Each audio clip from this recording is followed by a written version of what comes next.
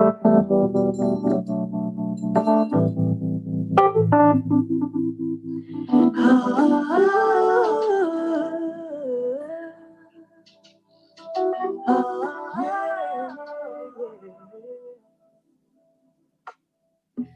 say you love me with all your might. I would believe you, but there's no light in your eyes. Your motions of love.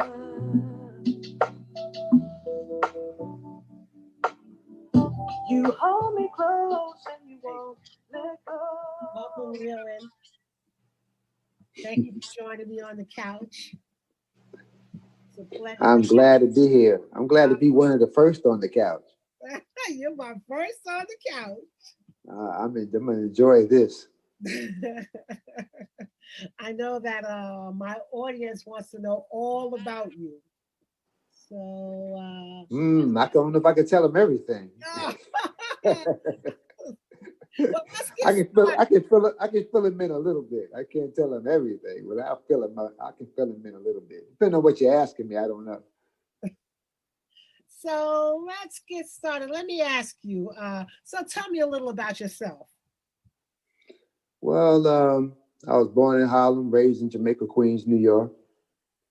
You know, I've been involved in so many different things in my life. You know, people know me on so many different venues. Like, you know, most people know me as a hairstylist, and some know me as a photographer. Some know me as artist management. Some know me as musician, songwriter.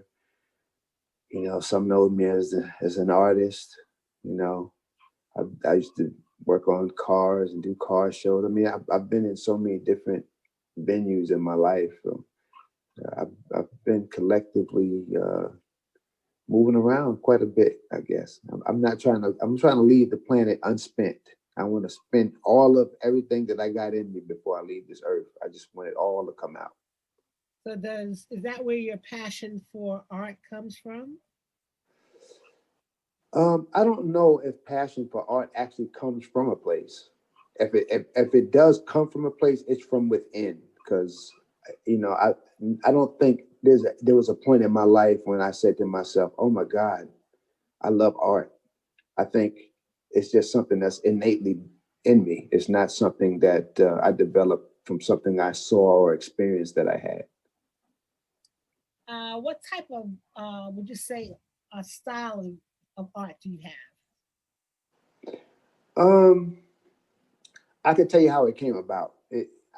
As a photographer, I I started doing pictures before this digital age started. So, you know, we were dealing with negatives, and I would always look at the negatives and say to myself, "Man, I could make this negative into color. That would look crazy." And that's how I really started painting the way I do. It's just the taking the negative light and bringing color to the negative light of the image from the negative. I love your artwork. I can see some of it On the behind. back a little bit. Yeah, thank you. Thank you. Yeah, it's some of the things that one of the reasons that I wanted to interview you. You know, one of my blogs is living a purposeful life and Mhm. and when I watch your life and when I think of you, I think of how awesome your life is. I see you in a place where there's a beach and you've got your dog and you're DJing and you're doing. It looks like you're just living your life your kind of way, the way you want to. Um, what are some of your biggest influences? Um, as far as in life is concerned, or just overall, or how do you mean? When you say influences, you mean influences in art, and influences in music, influences in life. What influences you to do all of that? Um, I'd have to say again, it's just an innate feeling that I was born with. It's just something inside of me that says, every time I look at something, I want to create something and make it better. Like I could buy a car and it could be, an old car. And I'll look at the car and immediately my first impression of the car is to bring it back to its original condition and make it look nicer than how it looks, you know, or anything. Even when even when I get in relationships with people, I want to make them better. My first objective right off the bat is, what about them can I see on the outside and infuse them with that could maybe put a spark in them to do something else or be better people, or that, I don't know. It's just something innate in me. You have such an inspiring story, Leland.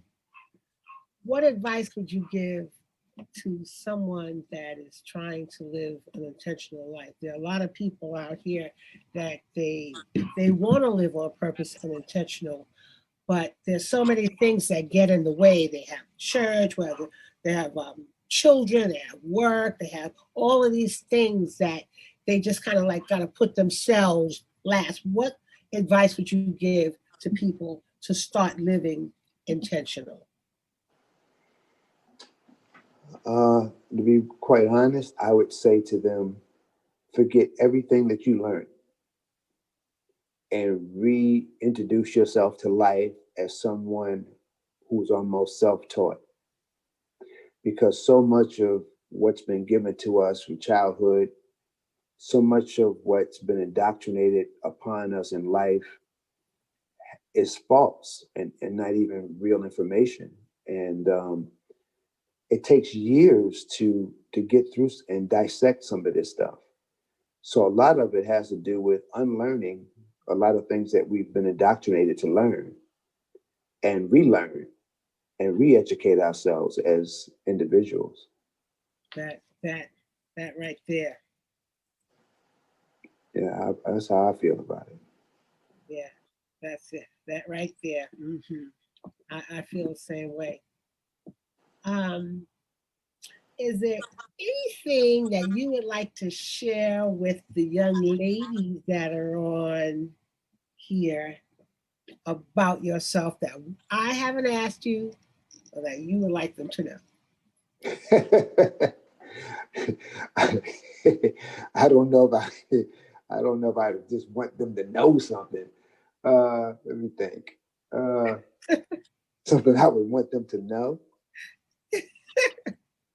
I would want them to know that probably in their life of dating, they've probably never really dated a real man before. Are you single? Are you dating?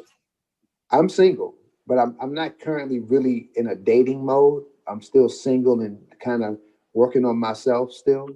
But I'm in the process of about to launch out and say to myself that yes, I'm single and I'm open to, you know, introduce myself to women again and get back into the old. I don't want to call it a dating scene because I don't really date. I meet a woman, if I resonate with her and she's resonating with me, I don't call it dating. I think that there's a connection made, and at that point, a woman knows as well as a man knows. They know when the connection is being made, and at that point, they can either move forward or choose to, not. That's true. That's true. Um, do you think you could possibly play a little of that music that you play? Oh, before I go, I definitely want to ask you, um, why do you play? Because I've jumped on a few times and I hear you every night. You play love licks. You play slow music and you play jazz. Tell me a little about that before we go. I kind of hear about it and why. Well, this pandemic thing started in March. I was uh, I was sitting here thinking to myself, I'm in a place that's very quiet, a little small town on the eastern shore of Virginia, and I'm not really affected by all that's going on in the world. Really, it's a quiet place, very small population, but I have a lot of friends who are texting me and calling me, and and explaining to me how they were feeling about what was going on, and people were upset because stores were closing, and the lockdowns was happening. And I saw that it was very stressful out there, and I decided, I was like, what can I do, to reach everybody at once, kind of thing. And then I thought to myself, I love music, and I've loved music all my life. I'm sure I couldn't live without it. And I said, you know what I'm going to do? I'm going to broadcast live and just start playing the music that I love to play. Not necessarily I'm not trying to go out and be a DJ like the DJs who DJ music. I wasn't trying to compete with anybody. It was just a thing that I wanted to play music that resonated with me, and let that music that resonated with me resonate to those that it resonates with. And in that way, we all could kind of, have a place to go outside of all of the craziness that was going on at the time. And when I first started, I was literally playing for hours. Like, I literally would go on and play music. I'd get on at around 9 o'clock and get off at 4 o'clock in the morning sometimes. And some days the sun would even be rising, and we would all still be in there talking and texting back and forth. And it was crazy, but it was a beautiful situation. I loved it, and I still do. And that's why I continue doing it. So now we have a little community in the Love Licks community, and they've embraced me, and I've embraced them. And it's been beautiful. Leland plays Wednesday through Sunday. I'm sorry, my phone was about to die. I had to plug it in so that it wouldn't cut you off. Leland plays Wednesday, Thursday, Friday, and Saturday and Sunday. Wednesday to Sunday, and on Sundays, I do an amazing jazz night. And Wednesday, Thursday, and Friday, I do 70s R&B love songs. And on Saturdays, because it's Saturday, I sometimes mix it up. I might do some mid-tempo 70s records where they're love songs, some of them, but they're not slow songs anymore. They're like mid-tempo, like 86 to 105 beats per minute. Or I might do a neo soul night on a Saturday, or I might just do all up-tempo things on Saturday. So Saturday could be anything. Would you mind playing a little something for us to give the audience a little taste? Would you want to hear the vibe session, or you want to hear the 70s session? Whatever you feel. Okay. Well, we're gonna. Since I just came out of doing my Sunday nights jazz classics, I'll play one of the songs from there that I like a lot, and that would be.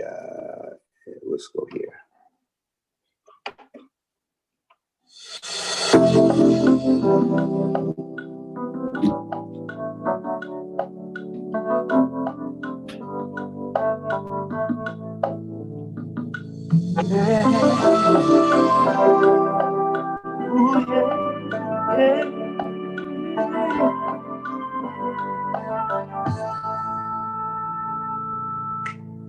Whenever I look at you, forever gives sun and moon to me.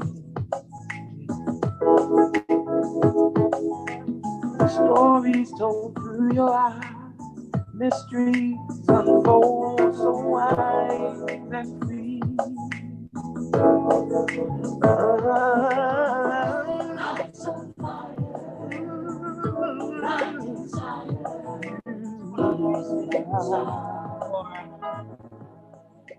So that's the kind of thing I do on Sundays.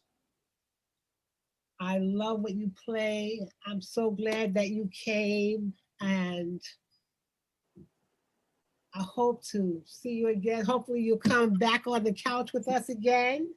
Anytime you want me, Kim, I'll be there for you. Yeah, you've been in my life since I was very low to the ground. I was a very young man when I met you. That's right.